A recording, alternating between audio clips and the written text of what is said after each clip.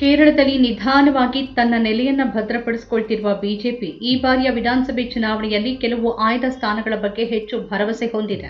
ಇತ್ತೀಚಿನ ಸ್ಥಳೀಯ ಸಂಸ್ಥೆ ಚುನಾವಣೆಯಲ್ಲಿ ಉತ್ತಮ ಪ್ರದರ್ಶನ ಸಾಧ್ಯವಾದ ಸುಮಾರು 40 ಸ್ಥಾನಗಳ ಮೇಲೆ ಬಿಜೆಪಿ ವಿಶೇಷ ಗಮನ ಹರಿಸಿ ಕೆಲಸ ಮಾಡ್ತಿದೆ. ನ್ಯೂಸ್ ಲಾಂಡ್ರಿಗಾಗಿ ಹರಿತಾ ಜಾನ್ ಮತ್ತು ಜಿಶಾ ಸೂರ್ಯ ಮಾಡಿರುವ ವರದಿ ಪ್ರಕಾರ ನೇಮಂ, ಪಾಲಕ್ಕಾಡ್, ಮಂಜೇಶ್ವರಂ, ಕಾಳಕ್ಕುಟ್ಟಂ ಮತ್ತು ತ್ರಿಶೂರ್ ಅಂತಹ ಕ್ಷೇತ್ರಗಳಾಗಿವೆ. ಈ ಕ್ಷೇತ್ರಗಳಿಗೆ ಬಿಜೆಪಿ ಹೆಚ್ಚಿನ ಆದ್ಯತೆ ನೀಡೋದ್ರೊಂದಿಗೆ ಸಾಂಪ್ರದಾಯಿಕವಾಗಿ ಎಲ್ಡಿಎಫ್ ಮತ್ತು ಯುಡಿಎಫ್ ನಡುವಿನ ಕಣದಲ್ಲಿ ಪ್ರಬಲ ಪೈಪೋಟಿ ನೀಡೋಕೆ ತಯಾರಾಗಿದೆ.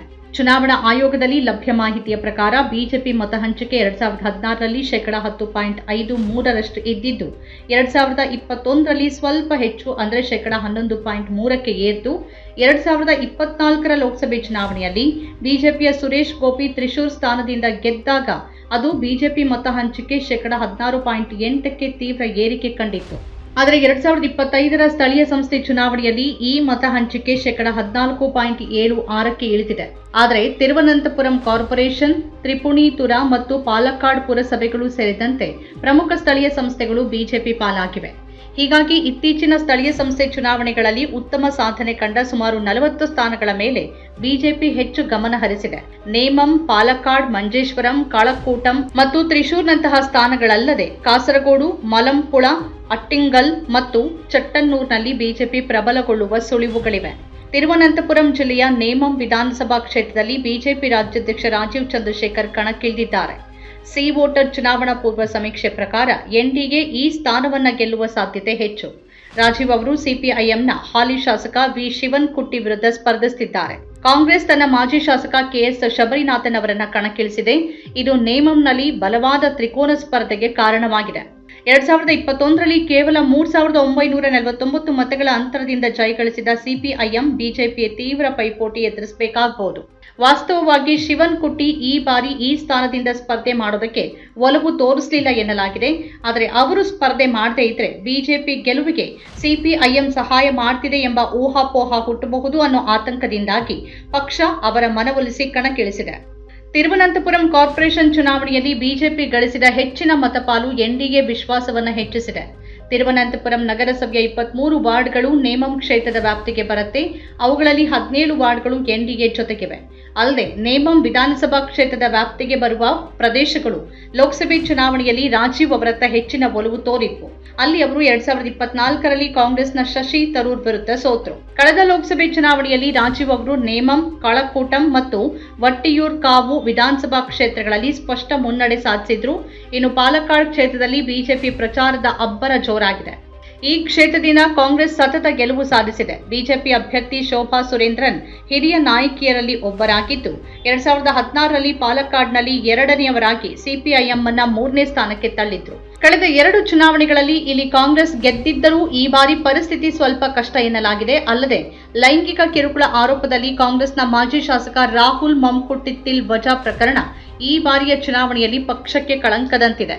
ನಟ ನಿರ್ದೇಶಕ ರಮೇಶ್ ಪಿಶರಾಡಿ ಅವರು ಕಾಂಗ್ರೆಸ್ ಅಭ್ಯರ್ಥಿಯಾಗಿದ್ದು ಎಡಪಕ್ಷದಿಂದ ಉದ್ಯಮಿ ಎನ್ಎಂಆರ್ ರಜಾಕ್ ಕಣದಲ್ಲಿದ್ದಾರೆ. ಇನ್ನು ಶೋಭಾ ಅವರು ಪಾಲಕ್ಕಾಡ್, ಆಲಪ್ಪುಳ ಅಥವಾ ಕಾಳಕ್ಕೂಟಂ ಹೀಗೆ ಸ್ಪರ್ಧೆ ಮಾಡಿದ ಕಡೆಯಲ್ಲೆಲ್ಲ ಬಿಜೆಪಿಯ ಮತಪಾಲನ್ನ ಹೆಚ್ಚಿಸಿದವರು ಅನ್ನೋ ಕಾರಣಕ್ಕೆ ಬಿಜೆಪಿ ಹೆಚ್ಚು ವಿಶ್ವಾಸ ಹೊಂದಿದೆ. ಈಳವ ಸಮುದಾಯದಿಂದ ಕೆಲವೆಡೆ ಅವರಿಗೆ ಸಿಕ್ಕಿರುವ ಬೆಂಬಲ ಪಾಲಕ್ಕಾಡ್ನಲ್ಲೂ ಸಿಗುವ ಸಾಧ್ಯತೆ ಇದೆ. ಆದರೆ ಮೇಲ್ನೋಟಕ್ಕೆ ಅವರ ಪರ ಯಾವುದೇ ಅಲೆ ಕಾಣಿಸ್ತಿಲ್ಲ ಅಂತ ವರದಿಗಳು ಹೇಳ್ತಿವೆ. ಪಕ್ಷದೊಳಗಿನ ಬಿಕ್ಕಟ್ಟು ಕೂಡ ಅವರಿಗೆ ಮೈನಸ್ ಆಗಿ ಪರಿಣಮಿಸಬಹುದು ಅಂತ ಹೇಳಲಾಗ್ತಿದೆ. ಜಿಲ್ಲಾಧ್ಯಕ್ಷ ಪ್ರಶಾಂತ್ ಶಿವನ್ ಪ್ರಚಾರದಲ್ಲಿ ಭಾಗವಹಿಸದೇ ಇರೋದು ಸೇರಿದಂತೆ ಹಲವು ತೊಡಕುಗಳಿವೆ. ಬಿಜೆಪಿ ಹೆಚ್ಚು ನಿರೀಕ್ಷೆ ಇಟ್ಕೊಂಡಿರುವ ಮತ್ತೊಂದು ಪ್ರಮುಖ ಕ್ಷೇತ್ರ ಕಾಳಕ್ಕೂಟಂ. ಮಾಜಿ ಕೇಂದ್ರ ಸಚಿವ ವಿ ಮುರಳೀಧರನ್ ಅವರು ಮಾಜಿ ದೇವಸ್ವಂ ಸಚಿವ ಮತ್ತು ಸಿಪಿಐಎಂನ ಹಾಲಿ ಶಾಸಕ ಕಡಕಂಪಳ್ಳಿ ಸುರೇಂದ್ರನ್ ವಿರುದ್ಧ ಕಣದಲ್ಲಿದ್ದಾರೆ. ಟಿ ಶರತ್ ಚಂದ್ರ ಪ್ರಸಾದ್ ಕಾಂಗ್ರೆಸ್ ಅಭ್ಯರ್ಥಿಯಾಗಿದ್ದಾರೆ. ಶಬರಿಮಲೆ ಚಿನ್ನ ಕಳ್ಳತನ ಪ್ರಕರಣ ಈ ಕ್ಷೇತ್ರದಲ್ಲಿ ಪರಿಣಾಮ ಬೀರಬಹುದು. ಕಡಕಂಪಳ್ಳಿಯವರನ್ನ ಪ್ರಕರಣದಲ್ಲಿ ಆರೋಪಿಯನ್ನಾಗಿ ಪಟ್ಟಿ ಮಾಡಲಾಗಿಲ್ಲವಾದರೂ ಇದು ಅವರ ಅಧಿಕಾರಾವಧಿಯಲ್ಲೇ ನಡೆದಿದೆ. ಅಲ್ಲದೆ 2 ಬಾರಿ ಶಾಸಕರಾಗಿರುವ ಅವರು ಕೆಲವು ಆರೋಪಿಗಳೊಂದಿಗೆ ನಿಕಟ ಸಂಬಂಧ ಹೊಂದಿರುವುದು ಇಕ್ಕಟ್ಟಿಗೆ ಸಿಲುಕಿಸಿದೆ. ಮಂಜೇಶ್ವರದಲ್ಲಿ ಯುಡಿಎಫ್ ಮೈತ್ರಿ ಪಕ್ಷ ಇಂಡಿಯನ್ ಯೂನಿಯನ್ ಮುಸ್ಲಿಂ ಲೀಗ್ ಅಂದರೆ ಐಯುಎಂಎಲ್ ಅಭ್ಯರ್ಥಿಯಾಗಿ ಎಕೆಎಂ ಅಶ್ರಫ್ ಮತ್ತು ಬಿಜೆಪಿಯ ಕೆ ಸುರೇಂದ್ರನ್ ನಡುವೆ ಪೈಪೋಟಿ ಇದೆ. ಕರ್ನಾಟಕದ ಗಡಿ ಪ್ರದೇಶವಾದ ಮಂಜೇಶ್ವರಂ 2016ರಿಂದ ತೀವ್ರ ಪೈಪೋಟಿಗೆ ಸಾಕ್ಷಿಯಾಗ್ತಿದೆ. ಆ ವರ್ಷ ಬಿಜೆಪಿಯ ಆಗಿನ ರಾಜ್ಯಾಧ್ಯಕ್ಷ ಕೆ ಸುರೇಂದ್ರನ್ ಐಯುಎಂಎಲ್ ಅಭ್ಯರ್ಥಿ ಪಿಬಿ ಅಬ್ದುಲ್ ರಜಾಕ್ ವಿರುದ್ಧ ಕೇವಲ 89 ಮತಗಳ ಅಂತರದಿಂದ ಸೋತರು. ಮುಂದಿನ ವಿಧಾನಸಭೆ ಚುನಾವಣೆಯಲ್ಲಿ ಸುರೇಂದ್ರನ್ ಮತ್ತೊಮ್ಮೆ ಸೋತರು. ಆದರೆ ಅಂತರ ಕೇವಲ 745 ಮತಗಳಷ್ಟಿತ್ತು. ಈ ಬಾರಿ ಸುರೇಂದ್ರನ್ ಐಯುಎಂಎಲ್ನಿಂದ ಕ್ಷೇತ್ರ ಕಸಿಯುವ ವಿಶ್ವಾಸದಲ್ಲಿದ್ದಾರೆ.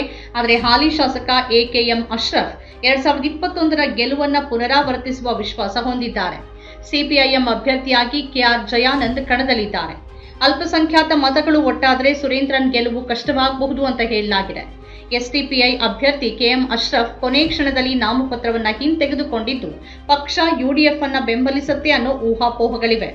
ಇನ್ನು ಕಣ್ಣೂರು ಜಿಲ್ಲೆಯಂತೆ ತ್ರಿಶೂರ್ ಜಿಲ್ಲೆ ಸಾಂಪ್ರದಾಯಿಕವಾಗಿ ಸಿಪಿಐ ಭದ್ರಕೋಟೆ. 2016ರಲ್ಲಿ ಸಿಪಿಐನ ವಿಎಸ್ ಸುನಿಲ್ ಕುಮಾರ್ 42.19% ಮತಗಳೊಂದಿಗೆ ತ್ರಿಶೂರ್ ಸ್ಥಾನ ಗೆದ್ರು.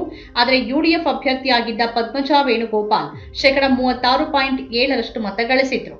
2021ರಲ್ಲಿ ಸಿಪಿಐನ ಪಿ ಬಾಲಚಂದ್ರನ್ ಕೇವಲ 946 ಮತಗಳ ಅಲ್ಪ ಅಂತರದಿಂದ ಈ ಸ್ಥಾನ ಗೆದ್ರು.